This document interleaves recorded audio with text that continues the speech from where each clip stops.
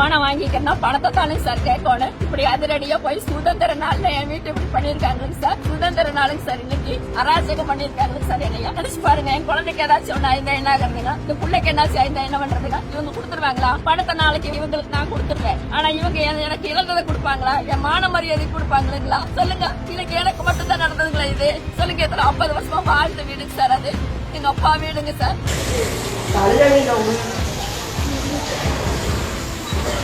4 gents வந்து ஒரு அத்தாச்சிக்கு ஒரு கையெழுத்து வேணும்னு கூட்டிட்டு போனாங்களங்க. பத்திர ஆபீஸ் கூட்டிட்டு போய் ஒரு கையெழுத்து வாங்கினாங்களங்க.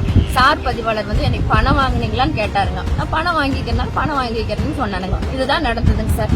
எந்த கையெழுத்து, இந்த ஒரு கையெழுத்து எங்கிட்ட வாங்கினாங்களுங்க. வாங்கி போட்டு இப்ப அந்த கையெழுத்தை வந்து இறையும் கொடுத்த மாதிரி பண்ணிருக்காங்களுங்க சார்.